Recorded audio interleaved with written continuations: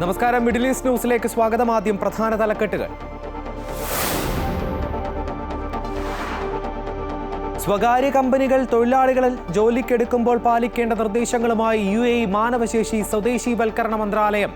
കൃത്യമായ വിവരങ്ങൾ ഉൾപ്പെടുത്തിയ ഓഫർ ലെറ്ററും തൊഴിൽ കരാറും നിർബന്ധം. ജീവനക്കാരുടെ തൊഴിൽ പരിചയ സർട്ടിഫിക്കറ്റ്, ഇൻഷുറൻസ് സംബന്ധിച്ചും നിബന്ധനകൾ. റിയാദിൽ തുടക്കം കുറിച്ച റിയാദ് മെട്രോ പദ്ധതിക്കാകെ ചെലവ് വന്നത് $2500 കോടി എന്ന് സൗദി സഹമന്ത്രി ഇബ്രാഹിം അൽ സുൽത്താൻ. പദ്ധതി പ്രവർത്തിപ്പിക്കാൻ ആവശ്യമായ ചെലവിന്റെ 40% വരുമാനമായി ലഭിക്കുമെന്ന് പ്രതീക്ഷിക്കുന്നതായും ഇബ്രാഹിം അൽ സുൽത്താൻ. കുവൈറ്റിൽ കുടുംബ സന്ദർശന വിസയുടെ കാലാവധി 3 മാസമായി വർദ്ധിപ്പിക്കാൻ നീക്കവുമായി ആഭ്യന്തര മന്ത്രാലയം. പ്രഖ്യാപനം അടുത്ത വർഷം ആദ്യമുണ്ടായേക്കും. നിലവിൽ അനുവദിക്കുന്നത് കുടുംബ സന്ദർശന വിസകൾക്ക് 1 മാസത്തെ കാലാവധി. തിരുവനന്തപുരം വഞ്ചിയൂർ ഏരിയ സമ്മേളനത്തിനായി റോഡടച്ച് പന്തൽ കെട്ടിയ സംഭവത്തിൽ പാർട്ടി പ്രവർത്തകർക്കെതിരെ കേസ്. സെക്രട്ടേറിയറ്റിന് മുന്നിൽ പൊതുനിരത്ത് കയ്യേറി CPI സർവീസ് സംഘടനയുടെ സമരപ്പന്തൽ. ഫ്ലെക്സ് ബോർഡുകൾ നീക്കം ചെയ്യാത്തതിൽ സർക്കാരിന് വീണ്ടും ഹൈക്കോടതിയുടെ രൂക്ഷ വിമർശനം. പുരുഷന്മാർക്കും അന്തസ്സുണ്ടെന്ന് ഓർമ്മിപ്പിച്ച് ഹൈക്കോടതി. കോടതി പരാമർശം ലൈംഗികാരോപണ കേസിൽ നടൻ ബാലചന്ദ്ര മേനോന് മുൻകൂർ ജാമ്യം അനുവദിക്കവേ സ്ത്രീധന നിരോധന നിയമം പുരുഷന്മാർക്കെതിരെ ദുരുപയോഗം ചെയ്യരുതെന്നും സുപ്രീം കോടതി. ദുരന്ത നിവാരണ ഭേദഗതി ബിൽ ചർച്ചയ്ക്കിടെ ലോക്സഭയിൽ ആഞ്ഞടിച്ച് ശശി തരൂർ MP. വിദഗ്ധ പഠനം നടത്താതെ കൊണ്ടുവന്ന ബില്ല് ദുരന്തമെന്നും കേന്ദ്ര സർക്കാരിന് എടുത്തുചാട്ടമെന്നും തരൂർ. ദുരന്ത നിവാരണ ഫണ്ടിങ്ങിൽ കേന്ദ്ര സർക്കാരിന് വേർതിരിവെന്നും MP.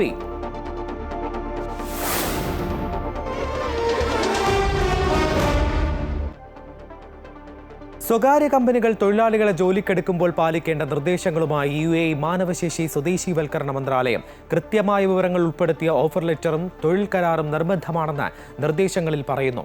പിരിഞ്ഞു പോകുമ്പോൾ ജീവനക്കാർക്ക് നൽകേണ്ട തൊഴിൽ പരിചയ സർട്ടിഫിക്കറ്റ്, ഇൻഷുറൻസ് എന്നിവ സംബന്ധിച്ചും നിബന്ധനകളുണ്ട്. UAE മാനവശേഷി സ്വദേശീവൽക്കരണ മന്ത്രാലയം നിഷ്കർഷിക്കുന്ന മാനദണ്ഡങ്ങൾ പാലിച്ചാവണം ജീവനക്കാരുടെ നിയമനം. തൊഴിലിനെ സംബന്ധിച്ചുള്ള വിവരങ്ങളും ശമ്പളം ഉൾപ്പെടെയുള്ള ആനുകൂല്യങ്ങളും വിവരിക്കുന്ന ഓഫർ ലെറ്റർ ഉണ്ടാകണമെന്ന് നിർദ്ദേശങ്ങളിൽ പറയുന്നു. ഓഫർ ലെറ്ററിൽ പറയുന്ന ശമ്പളത്തേക്കാൾ കുറവ് തൊഴിൽ കരാറിൽ രേഖപ്പെടുത്താൻ പാടില്ല. ജീവനക്കാരുടെ പാസ്പോർട്ട്, ബാങ്ക് രേഖകൾ, തിരിച്ചറിയൽ കാർഡ് എന്നിവ തൊഴിലുടമ പിടിച്ചുവെക്കാൻ പാടില്ല. തൊഴിലാളിയെക്കുറിച്ചുള്ള വിവരങ്ങൾ സൂക്ഷിക്കുകയും ആവശ്യമെങ്കിൽ മന്ത്രാലയത്തിന് സമർപ്പിക്കുകയും വേണം. തൊഴിൽ നിയമത്തെക്കുറിച്ച് ജീവനക്കാരെ ബോധവൽക്കരിക്കുകയും തൊഴിലിടങ്ങളിൽ ആരോഗ്യ സുരക്ഷാ മാനദണ്ഡങ്ങൾ ഉറപ്പാക്കുകയും വേണം. ജീവനക്കാർക്ക് ആരോഗ്യ ഇൻഷുറൻസ് നിർബന്ധമാണ്. തൊഴിൽ അവസാനിച്ചാലും രാജ്യം വിടാൻ ജീവനക്കാരെ നിർബന്ധിക്കരുത്. മറ്റു തൊഴിലുകൾ തേടാനുള്ള സാവകാശം നൽകണം എന്നിവയും നിർദ്ദേശങ്ങളിലുണ്ട്. തൊഴിലാളിയുടെ ഖ്യാതിക്ക് കോട്ടം വരുന്ന രീതിയിൽ ഒന്നും തൊഴിൽ പരിചയ സർട്ടിഫിക്കറ്റിൽ ഉണ്ടാകാൻ പാടില്ലെന്നും എക്സ്പീരിയൻസ് സർട്ടിഫിക്കറ്റ് സൗജന്യമായി നൽകണമെന്നും നിർദ്ദേശങ്ങളിൽ പറയുന്നു. തൊഴിൽ അവസാനിപ്പിക്കുന്ന വ്യക്തി നാട്ടിലേക്ക് മടങ്ങുന്ന പക്ഷം വിമാന ടിക്കറ്റും ആനുകൂല്യങ്ങളും നൽകണമെന്നും സ്വകാര്യ കമ്പനികൾക്ക് നൽകിയ നിർദ്ദേശങ്ങളിൽ മന്ത്രാലയം വ്യക്തമാക്കുന്നു.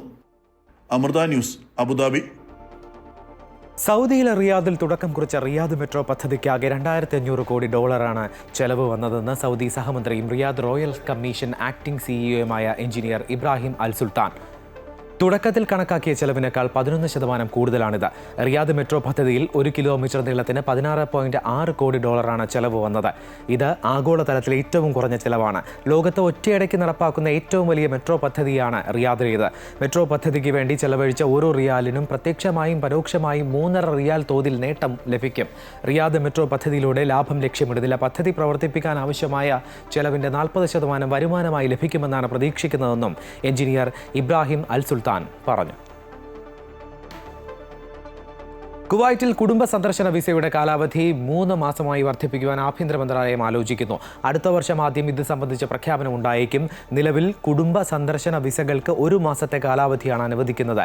ഭാര്യ, മക്കൾ, തൊട്ടടുത്ത ബന്ധുക്കൾ മുതലായ വിഭാഗങ്ങൾക്കാണ് കുടുംബ സന്ദർശന വിസയുടെ പരിധിയിൽ ഉൾപ്പെടുന്നത്. 2025 ജനുവരി അവസാന വാരത്തിൽ രാജ്യത്ത് ആദ്യമായി 70 ദിവസം നീണ്ടു നിൽക്കുന്ന ഹല ഷോപ്പിൽ ഫെസ്റ്റിവൽ ആരംഭിക്കുകയാണ്. മേളയിലേക്ക് കൂടുതൽ സന്ദർശകരെ ആകർഷിക്കുന്നതിന്റെ ഭാഗമായി കുടുംബ സന്ദർശന വിസയുടെ കാലാവധി 3 മാസമായി വർദ്ധിപ്പിക്കുവാൻ കുവൈറ്റ് ടൂറിസ്റ്റ് അതോറിറ്റി ആഭ്യന്തര മന്ത്രാലയത്തിന് നിർദ്ദേശം സമർപ്പിച്ചിട്ടുണ്ട്. കുടുംബ സന്ദർശന വിസയുടെ കാലാവധി 3 മാസമായി വർദ്ധിപ്പിക്കുവാനുള്ള നിർദ്ദേശം പരിഗണിക്കുന്നതിന് ഈ ഒരു ഘടകവും അനുകൂലമാകുമെന്നാണ് കണക്ക് കൂട്ടുന്നത്. കുവൈറ്റിന്റെ എല്ലാ മേഖലകളിലും പരിശോധനാ ക്യാമ്പുകൾ തുടരുമെന്ന് Kuwait fire force chief major general Talal al Roumi. നിയമലംഘനങ്ങൾ, കാലാവധി കഴിഞ്ഞ ലൈസൻസുകൾ, ലൈസൻസ് ഇല്ലാത്ത കെട്ടിടങ്ങൾ തുടങ്ങിയവ നിരീക്ഷിക്കുന്നതിനായി എല്ലാ മേഖലകളിലും കർശനമായ പരിശോധനകൾ നടത്തും. ചുവൈക്ക് ഇൻഡസ്ട്രിയൽ ഏരിയയിലെ ക്യാമ്പയിനിൽ 45 അഗ്നിശമന സേനാംഗങ്ങൾ ലംഘനങ്ങൾ നിരീക്ഷിക്കുന്നതിനും പ്രദേശവുമായി ബന്ധപ്പെട്ട എല്ലാ പ്ലോട്ടുകളും, വെയർഹൌസുകൾ, കടകൾ എന്നിവിടങ്ങളിലെ അപകടകരമായ സ്ഥലങ്ങൾ കണ്ടെത്തുന്നതിനുമായി പ്രദേശത്തുടനീളം പരിശോധന നടന്നു. അഗ്നിശമന മാനദണ്ഡങ്ങൾ പാലിക്കുന്നുണ്ടെന്ന് ഉറപ്പുവരുത്തുന്നതിനായി രാജ്യത്തിന്റെ എല്ലാ മേഖലകളിലും പരിശോധനകൾ ദിവസവും നടക്കുന്നുണ്ടെന്നും അദ്ദേഹം കൂട്ടിച്ചേർത്തു.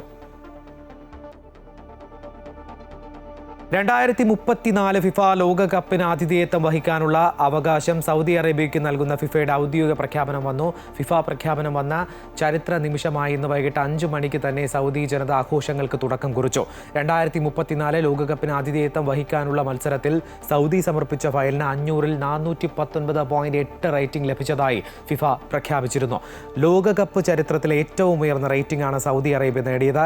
Riyadh, Jeddah, Al Khobar, Abha, NEOM എന്നിവിടങ്ങളിൽ 15 സ്റ്റേഡിയങ്ങളിലാണ് ലോകകപ്പ് മത്സരങ്ങൾക്ക് സൗദി അറേബ്യ ഒരുക്കുന്നത്.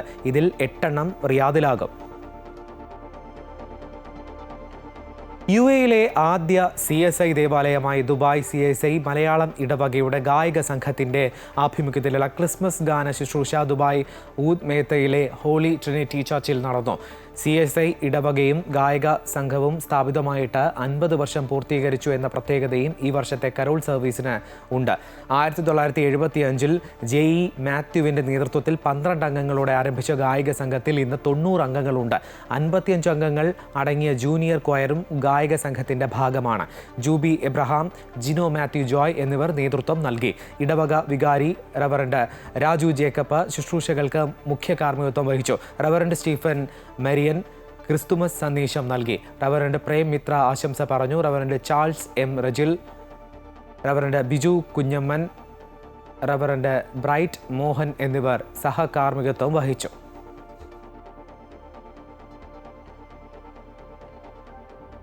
സ്വകാര്യ സന്ദർശനാർത്ഥം കുവൈറ്റിലെത്തിയ പ്രശസ്ത സംഗീതജ്ഞനും വോക്കൽ ട്രെയിനറുമായ കോവൈ ശശികുമാറിന് രാജ്യത്തെ വിവിധ കലാസാംസ്കാരിക സംഘടനകൾ സ്വീകരണം നൽകി. കുവൈറ്റിലെ ഗായകരുടെ സംഘടനയായ കിസ്വ ഇന്ത്യൻ സിംഗേഴ്സ് വെൽഫെയർ അസോസിയേഷൻ ഗായകർക്കായി നടത്തിയ വർക്ക്ഷോപ്പിൽ അദ്ദേഹം മുഖ്യാതിഥിയായി. ഒരു ഗാനം മധുരതരമാവണമെങ്കിൽ ശബ്ദം എങ്ങനെയാവണം, ശ്വാസം എങ്ങനെ നിയന്ത്രിക്കണം തുടങ്ങി നിരവധി കാര്യങ്ങളാണ് അദ്ദേഹം സംഗീതത്തെ സ്നേഹിക്കുന്നവർക്കായി പങ്കുവച്ചത്. കുട്ടികൾ അടക്കമുള്ള ഗായകർ അടങ്ങിയ ക്ലാസ്സിൽ പങ്കെടുത്ത മുഴുവൻ പേരെയും സംഗീതത്തിൻ്റെ ഇതുവരെ അറിയാത്ത മറ്റൊരു ലോകത്തേക്കാണ് അദ്ദേഹം കൂട്ടിക്കൊണ്ടുപോയത്.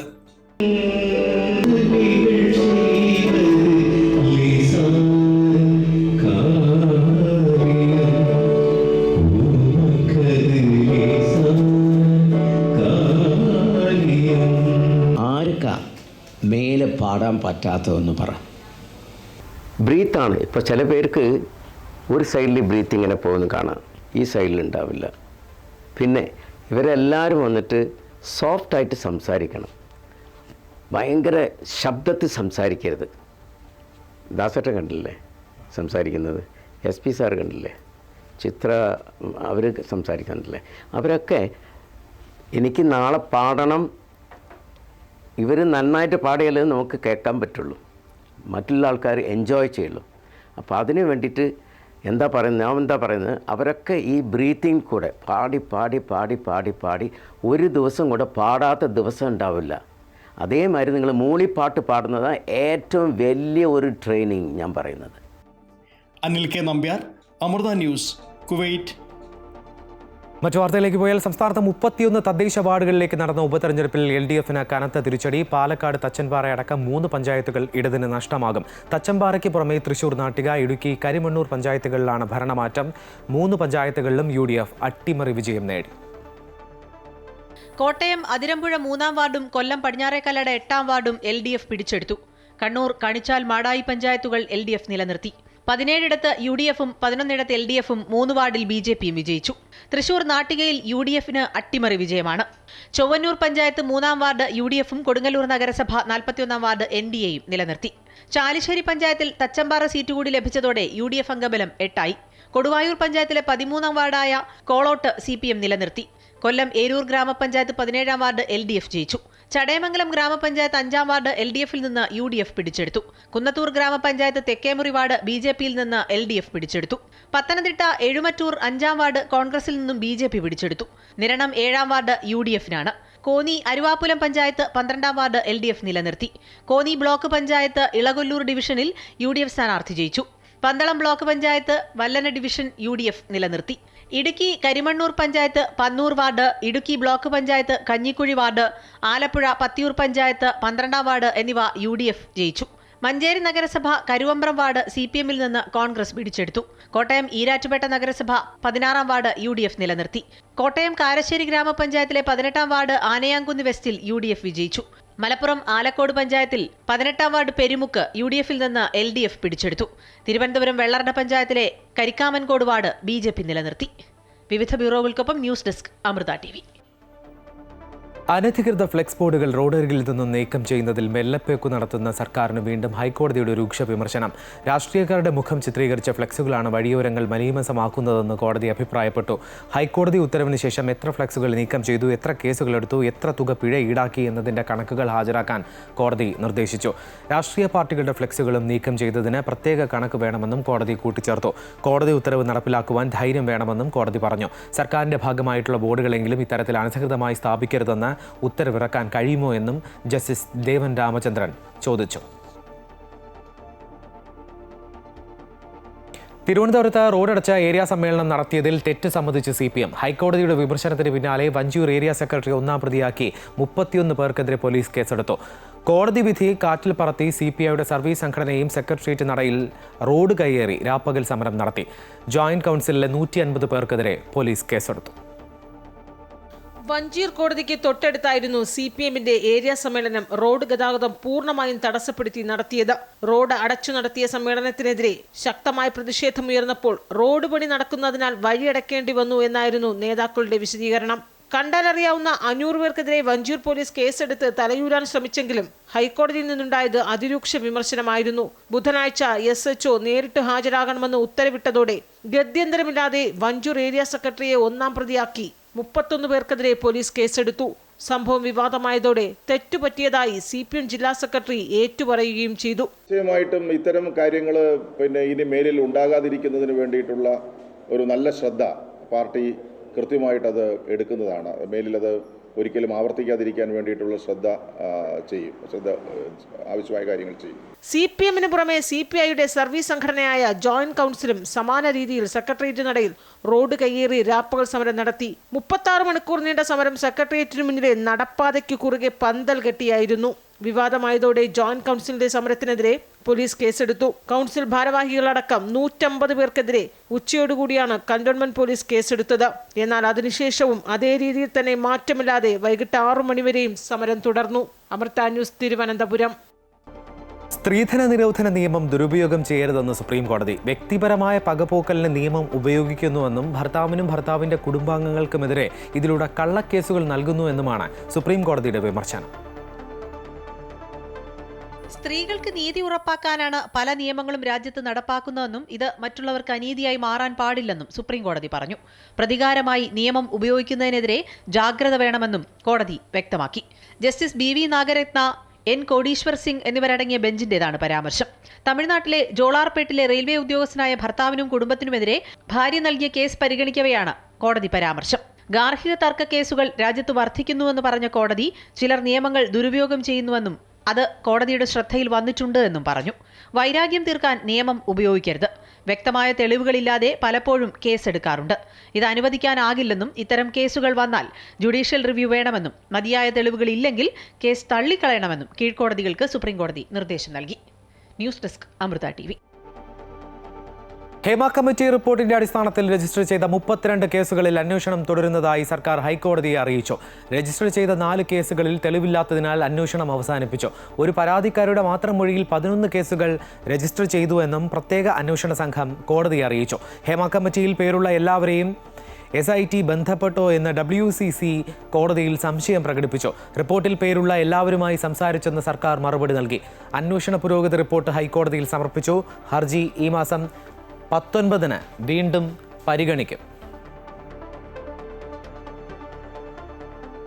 സംവിധായകൻ രഞ്ജിത്തിനെതിരായി പീഡന പരാതി നൽകിയ വ്യക്തി കർണാടക പോലീസിനെതിരെയും ആരോപണം ഉന്നയിച്ചു. കർണാടക പോലീസിനെ രഞ്ജിത്ത് സ്വാധീനിച്ചിട്ടുണ്ടാകാമെന്നും കോടതിയെ സമീപിക്കുമെന്നും പരാതിക്കാരൻ അറിയിച്ചു. കർണാടക പോലീസ് തെളിവെടുപ്പ് നടത്തിയ ഹോട്ടലല്ല കോടതിയിൽ നൽകിയ റിപ്പോർട്ടിൽ പറയുന്നത്. രഞ്ജിത്ത് തന്നെ കൊണ്ടുപോയത് താജ് ഗേറ്റ് വേ ഹോട്ടലിലേക്കാണ്. അവിടെ തെളിവെടുപ്പും നടന്നു. എന്നിട്ടും കോടതിയിൽ നൽകിയ റിപ്പോർട്ടിൽ മറ്റൊരു ഹോട്ടലാണ് പറയുന്നത്. പരാതിക്കാരനെതിരെ കഴിഞ്ഞ ദിവസം കർണാടക ഹൈക്കോടതി രൂക്ഷ വിമർശനം നടത്തിയിരുന്നു. മൊഴികളിലെ പൊരുത്തക്കേട് സംബന്ധിച്ചായിരുന്നു വിമർശനം. ഇതിലാണ് കൂടുതൽ വിശദീകരണവുമായി പരാതിക്കാരൻ രംഗത്തെത്തിയത്. ദുരന്ത നിവാരണ ഭേദഗതി ബില്ലിനെ ഒറ്റക്കെട്ടായി എതിർത്ത് പ്രതിപക്ഷം. വിദഗ്ധ പഠനം പോലും നടത്താതെ സർക്കാർ എടുത്തുചാടി അവതരിപ്പിച്ച ബില്ലാണെന്ന് ശശി തരൂർ. റെയിൽവേ സ്വകാര്യവൽക്കരണം സർക്കാരിന്റെ അജണ്ടയിലില്ലെന്ന് കേന്ദ്ര റെയിൽവേ മന്ത്രി അശ്വിനി വൈഷ്ണവ്. ചർച്ചയ്ക്ക് ശേഷം ശബ്ദ വോട്ടോടുകൂടി റെയിൽവേ ഭേദഗതി ബിൽ ലോക്സഭ പാസാക്കി. ആഭ്യന്തരമന്ത്രി നിത്യാനന്ദ റായാണ് ബിൽ അവതരിപ്പിച്ചത്. വയനാട് വിഷയം അടക്കമുയർത്തിയാണ് ബില്ലിനെ കോൺഗ്രസ് MP അതിരൂക്ഷമായി വിമർശിച്ചത്. വയനാട്ടിലുണ്ടായത് സമാനതകളില്ലാത്ത ദുരന്തമാണ്. ഒരു പ്രദേശം തന്നെ ഇല്ലാതായി. 480-ലധികം പേർ മരിച്ചു. നിലവിലെ നിയമത്തിന് ഈ ദുരന്തത്തിൽ ഒന്നും ചെയ്യാനായില്ല. പുതിയ ബില്ലിനും ഇത്തരം ദുരന്തങ്ങളിൽ ഫലപ്രദമായി ഇടപെടാൻ സാധിക്കില്ലെന്ന് ശശി തരൂർ ചൂണ്ടിക്കാട്ടി. It confuses and complicates and typically just concentrates power in the hands of the central government. This is evident when the bill accords statutory status to the National Crisis Management Committee and the High Level Committee, both of which predate this bill, but without explaining why. ദുരന്ത നിവാരണത്തിന് നിയമപരിരക്ഷ ഉറപ്പുവരുത്തുന്നില്ലെന്നും MPമാരെ കേൾക്കാൻ അവസരം നൽകിയില്ലെന്നും ശശി തരൂർ പറഞ്ഞു. അതേസമയം railway നിയമ ഭേദഗതി bill Lok Sabha പാസാക്കി. Railway ബോർഡിന് നിയമപരമായി അധികാരം ഉറപ്പുവരുത്തുന്നതും റെയിൽവേ സോണുകൾക്ക് കൂടുതൽ സ്വയംഭരണാധികാരം നൽകുന്നതുമാണ് റെയിൽവേ ഭേദഗതി ബിൽ. റെയിൽവേ സ്വകാര്യവൽക്കരണം സർക്കാരിന്റെ അജണ്ടയിൽ ഇല്ലെന്ന് കേന്ദ്ര റെയിൽവേ മന്ത്രി അശ്വിനി വൈഷ്ണവ് പറഞ്ഞു. अभी अपने को इस नेटवर्क को सेफ रख के अच्छे तरीके से चलाने का वो मेजर फोकस करके आगे चलना चाहिए और जिस तरह से काम अभी चल रहा है माननीय अध्यक्ष जी. റെയിൽവേ സ്വകാര്യവൽക്കരിക്കാനുള്ള നീക്കം ഉപേക്ഷിക്കണമെന്ന് പ്രതിപക്ഷാംഗങ്ങൾ ആവശ്യപ്പെട്ടു.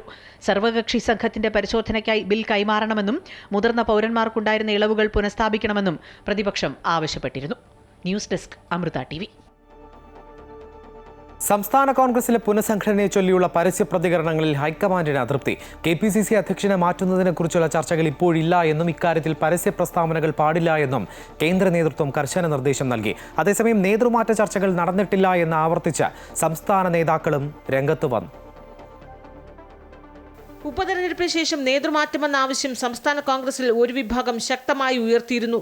തലമുറ മാറ്റമുണ്ടാകണമെന്ന യുവ നേതാക്കളുടെ ആവശ്യത്തിന് പ്രതിപക്ഷ നേതാവ് VD സതീശന്റെ ഉറച്ച പിന്തുണയും ഉണ്ടായിരുന്നു.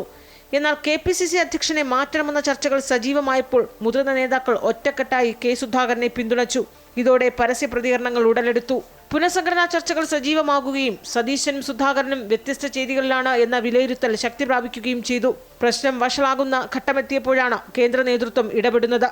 KPCC അധ്യക്ഷനെ മാറ്റുന്ന ചർച്ചകൾ ഇപ്പോഴില്ല എന്നും ഇതേ ചൊല്ലിയുള്ള പരസ്യ പ്രസ്താവനകൾ പാടില്ല എന്ന് നേതൃത്വം വിലക്കുകയും ചെയ്തു. ഇത്തരം ചർച്ചകളിലൂടെ ഉപതെരഞ്ഞെടുപ്പ് വിജയത്തിന്റെ പകിട്ട് കളയരുതെന്ന് നേതൃത്വം നിർദ്ദേശിച്ചു. അതേസമയം നേതൃമാറ്റ ചർച്ചകളെ പൂർണ്ണമായും തള്ളുകയാണ് സംസ്ഥാന നേതാക്കൾ. അങ്ങനത്തെ ഒരു ചർച്ചയും പാർട്ടിയിൽ നടന്നിട്ടില്ല എന്ന് ഞാൻ പറഞ്ഞു. ഞാനുമായിട്ടൊരു ചർച്ചയും നടന്നിട്ടില്ല. എനിക്കറിയാവുന്ന ഒരു ചർച്ചയും പാർട്ടിയിൽ നടന്നിട്ടില്ല. ഒരു ചർച്ചയും ഒരിടത്തും ആരംഭിച്ചിട്ടില്ല.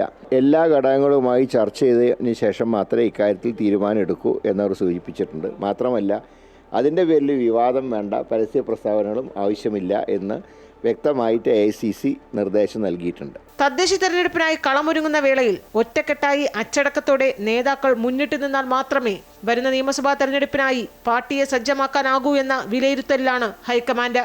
അമൃത ന്യൂസ്, തിരുവനന്തപുരം. കണ്ണൂർ ITIയിൽ തെരഞ്ഞെടുപ്പുമായി ബന്ധപ്പെട്ട് KSU-SFI സംഘർഷം. പ്രിൻസിപ്പലിനെ കാണാനെത്തിയ KSU അംഗങ്ങളെ SFI തടഞ്ഞു. പോലീസ് ലാത്തി വീശി. 2 സംഘടനകളിലുള്ളവർ പരസ്പരം ഏറ്റുമുട്ടിയതോടെ നിരവധി വിദ്യാർത്ഥികൾക്ക് പരിക്കേറ്റു. പരിക്കേറ്റ പ്രവർത്തകരെ പ്രതിപക്ഷ നേതാവ് VD സതീശൻ ആശുപത്രിയിലെത്തി സന്ദർശിച്ചു. Sharanamridam co-powered by Bharat Lachna Multi-State Housing Cooperative Society Limited in association with GDS Upasana Agarbattis. വ്രതശുദ്ധിയുടെയും നന്മയുടെയും നാളുകൾ പരിശുദ്ധമാക്കാം മിൽമയ്ക്കൊപ്പം. സ്വാമിയേ ശരണമയ്യപ്പോ. ശബരിമലയെയും തീർത്ഥാടകരെയും പരിശുദ്ധമാക്കുന്നതിൽ പ്രധാന പങ്കാണ് ആഴിക്കുള്ളത്. ശബരിമല ദർശനത്തിനെത്തുന്ന ഭക്തർ നെയ്ത്തേങ്ങയിലെ നെയ്യ് വേർതിരിച്ച് നാളികേരം ആഴിയിൽ സമർപ്പിച്ചാണ് മടങ്ങുന്നത്. ഇതിനു പിന്നിലെ സങ്കല്പം എന്തെന്ന് നോക്കാം. വ്രതശുദ്ധിയോടെ മല കയറുമ്പോൾ ഇരുമുടിക്കെട്ടിലെ പ്രധാനം നെയ്യ് നിറച്ച നാളികേരമാണ്. ഇരുമുടിക്കെട്ടുമായി 18-ാം പടി ചവിട്ടി അയ്യപ്പനെ ദർശിച്ച ശേഷം ശരണമുഖരിതമായ അന്തരീക്ഷത്തിൽ ഇരുമുടിക്കെട്ടഴിച്ച് നെയ്ത്തേങ്ങയിലെ നെയ്യും തേങ്ങയും വേർതിരിക്കും. നെയ്യ് അഭിഷേകത്തിനായി ഭഗവാന്റെ അടുത്തു നൽകുമ്പോൾ തേങ്ങ തിരുമുറ്റത്തുള്ള ആഴിയിലേക്ക് സമർപ്പിക്കും. ജീവാത്മാവും പരമാത്മാവും എന്നുള്ള സങ്കല്പമാണ് നാളികേരത്തെ നെയ്യ് നമ്മൾ കാണുന്നത്. ആ പരമാത്മാവ് എന്നുള്ള സങ്കല്പം നെയ്യ് അഭിഷേകം ചെയ്ത് കഴിഞ്ഞാൽ പിന്നെ ആ ജീവാത്മാവും പരമാത്മാവുമായിട്ടിരിക്കുന്ന നാളികേരവും നെയ്യും രണ്ടും രണ്ടായി കഴിഞ്ഞു. ഭഗവാനിന് സമർപ്പണം കഴിഞ്ഞാൽ ബാക്കി നമ്മൾ ശരീരം എന്നുള്ള സങ്കല്പത്തിലുള്ള നാളികേരത്തെ നമ്മൾ അഗ്നിയിൽ സമർപ്പിക്കുകയാണ്. ആഴിയിൽ സമർപ്പിച്ച് നമ്മൾ മോക്ഷത്തെ സ്വീകരിക്കുന്നു എന്നുള്ളതാണ്. ഗുരുസ്വാമിമാർ വേർതിരിച്ചു നൽകുന്ന നെയ്യ് അഭിഷേകം നടത്തി ആഴിയിൽ നാളികേരം സമർപ്പിച്ച് പരിശുദ്ധ മനസ്സോടെയാണ് ഓരോ അയ്യപ്പന്മാരും മടങ്ങുന്നത്. അമൃത ന്യൂസ്, സന്നിധാനം. അമൃതപുരിയിൽ ഗീതാ ജയന്തി ആഘോഷിച്ചു. സദ്ഗുരു ശ്രീ മാതാ അമൃതാനന്ദമയി ദേവിയുടെ ദിവ്യ സാന്നിധ്യത്തിലായിരുന്നു ആശ്രമത്തിൽ ഭഗവത്ഗീതാ ജയന്തി ആഘോഷങ്ങൾ സംഘടിപ്പിച്ചത്. ഉത്തിഷ്ഠ ഭാരത് എന്ന പേരിൽ അമൃതപുരി ആശ്രമത്തിൽ സംഘടിപ്പിച്ച ഭഗവത്ഗീത ജയന്തി ആഘോഷ പരിപാടികൾക്ക് മുതിർന്ന സന്യാസി ശ്രേഷ്ഠൻ സ്വാമി തുര്യാമൃതാനന്ദപുരി തുടക്കം കുറിച്ചു. ഗീതാ ജയന്തിയോടനുബന്ധിച്ച് ആശ്രമത്തിൽ നടന്ന സമ്പൂർണ്ണ ഗീതാ പാരായണത്തിന് സന്യാസി ശ്രേഷ്ഠന്മാർ നേതൃത്വം നൽകി. ആശ്രമത്തിലെ ബ്രഹ്മചാരിണിമാരും വിദേശികളും കുട്ടികളുമടക്കമുള്ള ആശ്രമ അന്തേവാസികളും ഗീതാ പാരായണത്തിൽ പങ്കെടുത്തു. ഇതോടൊപ്പം ആശ്രമത്തിലെ കുട്ടികൾ അവതരിപ്പിച്ച ഗീതാ സത്സംഗും കുട്ടികൾ ഉൾപ്പെടെ 200ഓളം പേർ പങ്കെടുത്ത സമൂഹ ചിത്രരചനാ മത്സരവും നടന്നു. സദ്ഗുരു ശ്രീ മാതാ അമൃതാനന്ദമയി ദേവി ചിത്രങ്ങൾ ആസ്വദിച്ചു. ചിത്രങ്ങളെയും ചിത്രകാരന്മാരെയും അമ്മ അനുഗ്രഹിക്കുകയും ചെയ്തു. ചിത്രപ്രദർശനം കാണാനും അമ്മയുടെ ദർശനം തേടിയും നിരവധി പേരാണ് ആശ്രമത്തിലെത്തിയത്. വൈകുന്നേരം വരെ ഗീതാ ജയന്തി ആഘോഷ പരിപാടികൾ തുടർന്നു. ശേഷം അമ്മയുടെ നേതൃത്വത്തിൽ ധ്യാനം, സത്സംഗം എന്നിവയും നടന്നു. അമൃത ന്യൂസ്, കൊല്ലം. സംസ്ഥാന സർക്കാരിന്റെ ജൈവ വൈവിധ്യ പുരസ്കാരങ്ങൾ സമ്മാനിച്ചു. 12 വിഭാഗങ്ങളിലായി 22 പുരസ്കാരങ്ങളാണ് വിതരണം ചെയ്തത്. യൂത്ത് ഐഡിയേഷൻ വിഭാഗത്തിൽ അമൃത വിശ്വവിദ്യാപീഠം അമൃതപുരി ക്യാമ്പസ് 2 പുരസ്കാരങ്ങളാണ് കരസ്ഥമാക്കിയത്. ഫോറസ്റ്റ് ബയോഡൈവേഴ്സിറ്റി വിഭാഗത്തിൽ അമൃത വിശ്വവിദ്യാപീഠത്തിലെ ചാദ നരസിംഹ റെഡ്ഡി, സി ഗുരു, അശ്വനി ദത്ത, ഗഗൻദാസ എന്നിവരും, അക്വാട്ടിക് ബയോഡൈവേഴ്സിറ്റി വിഭാഗത്തിൽ അഭിഷേക ASഉം മന്ത്രി മുഹമ്മദ് റിയാസിൽ നിന്ന് പുരസ്കാരങ്ങൾ ഏറ്റുവാങ്ങി. ക്യാഷ് അവാർഡും മൊമോറ്റോയും പ്രശസ്തിപത്രവും അടങ്ങുന്നതാണ് പുരസ്കാരം. മുഖ്യമന്ത്രി പിണറായി വിജയൻ ഉദ്ഘാടനം ചെയ്ത ചടങ്ങിൽ ജൈവ വൈവിധ്യ മേഖലയിലെ വിവിധ പുരസ്കാരങ്ങളാണ് വിതരണം ചെയ്തത്. ജൈവ വൈവിധ്യ സംരക്ഷണ മേഖലയിലെ വെല്ലുവിളികൾ നേരിടുന്നതിനുള്ള പുത്തൻ ആശയങ്ങളാണ് അമൃത വിശ്വവിദ്യാപീഠം അമൃതപുരി ക്യാമ്പസിലെ വിദ്യാർത്ഥികൾ മുന്നോട്ട് വെച്ചത്. അക്വാട്ടിക്, ഫോറസ്റ്റ്, അഗ്രോ ബയോഡൈവേഴ്സിറ്റി എന്നീ 3 വിഷയങ്ങളിലായിരുന്നു youth ideation challenge.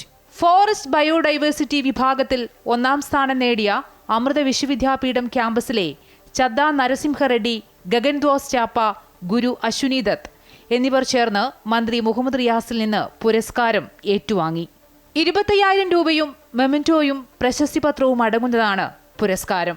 Artificial intelligence ഉപയോഗിച്ചുള്ള വന്യമൃഗ സംരക്ഷണമായിരുന്നു ഇവർ മുന്നോട്ട് വെച്ച മാതൃക. Our motto was to save animals which were dying due to train animal collisions, and we did this using machine learning AI, and we also use some aspects of live indication and live detection by using the transmitters and receivers of radio frequency concept. ജലാശയത്തെ എങ്ങനെ മാലിന്യമുക്തമാക്കാമെന്ന നൂതന ആശയം മുന്നോട്ട് വെച്ച് മികവ് തെളിയിച്ചതിനാണ് aquatic biodiversity വിഷയത്തിൽ 2ാം സ്ഥാനം കരസ്ഥമാക്കിയത്. Abhishek AS പുരസ്കാരം ഏറ്റുവാങ്ങി. നമ്മുടെ വെള്ളത്തിൻ്റെ താഴെ കിടക്കുന്ന എല്ലാ പ്ലാസ്റ്റിക്കും വേസ്റ്റും എടുക്കാൻ വേണ്ടിയിട്ട് ഒരു മെഷീൻ പോലെ ഒരു സംഭവം ചെയ്ത് അതിൽ റോബോട്ടിക്സും പിന്നെ കുറേ കമ്പ്യൂട്ടർ ഉള്ള സംഭവമൊക്കെ ഉണ്ട്. അപ്പോൾ അത് നമ്മൾ ടീമായിട്ടാണ് ചെയ്ത്. അമൃതപുരി ക്യാമ്പസിലെ മെക്കാനിക്കൽ എഞ്ചിനീയറിംഗ് വകുപ്പിന്റെ ആഭിമുഖ്യത്തിൽ അമൃത എനർജി സ്വരാജ് എൻവയോൺമെന്റൽ ക്ലബിലുള്ള ഈ വിദ്യാർത്ഥികൾക്ക് പൂർണ്ണ പിന്തുണയാണ് ക്യാമ്പസ് നൽകുന്നത്.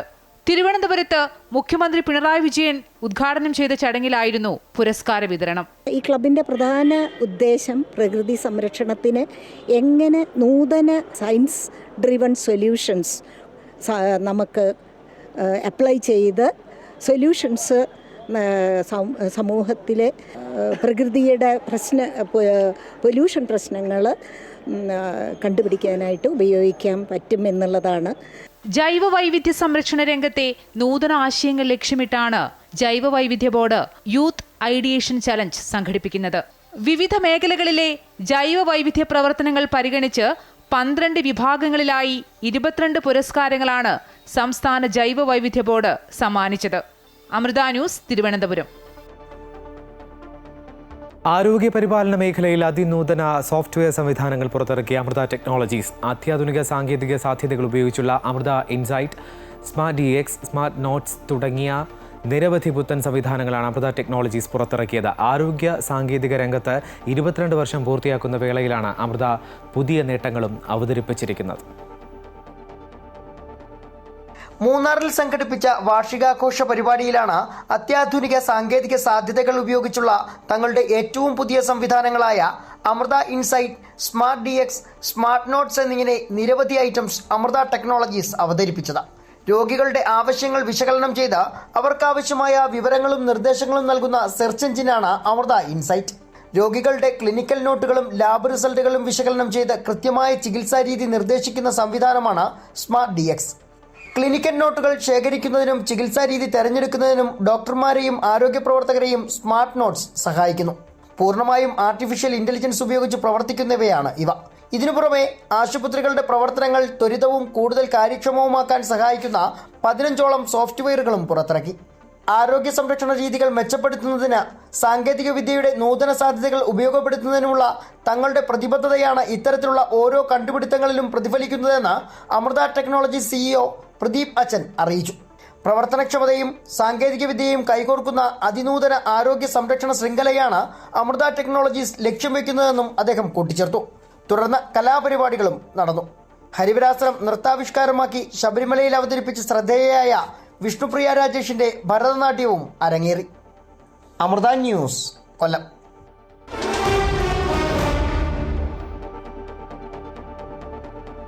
ലോക ചെസ് ചാമ്പ്യൻഷിപ്പിലെ 13ാം റൗണ്ട് മത്സരം സമനിലയിൽ 5 മണിക്കൂർ നീണ്ട മത്സരം സമനിലയിലായതോടെ 6.5 വീതം പോയിന്റുമായി ഇന്ത്യയുടെ ഡി കുകേഷും ചൈനയുടെ ഡിംഗ്ലറിനും ഒപ്പത്തിനൊപ്പമാണ്. ഇതോടെ വ്യാഴാഴ്ച നടക്കുന്ന അവസാന റൗണ്ട് മത്സരം തീപാറുമെന്ന് ഉറപ്പാണ്. 14 മത്സരങ്ങളാണ് ചാമ്പ്യൻഷിപ്പിലുള്ളത്. നാളത്തെ മത്സരവും സമനിലയിലായ അടുത്ത ദിവസം ടൈ ബ്രേക്കർ നടത്തിയായിരിക്കും വിജയിയെ പ്രഖ്യാപിക്കുക. ഇതോടെ വാർത്താ ബുള്ളറ്റിൻ പൂർണ്ണമാകുന്നു. കൂടുതൽ വാർത്തകൾക്കും വീഡിയോകൾക്കുമായി അമൃത ന്യൂസ് യൂട്യൂബ് ചാനൽ സന്ദർശിക്കുക. നമസ്കാരം.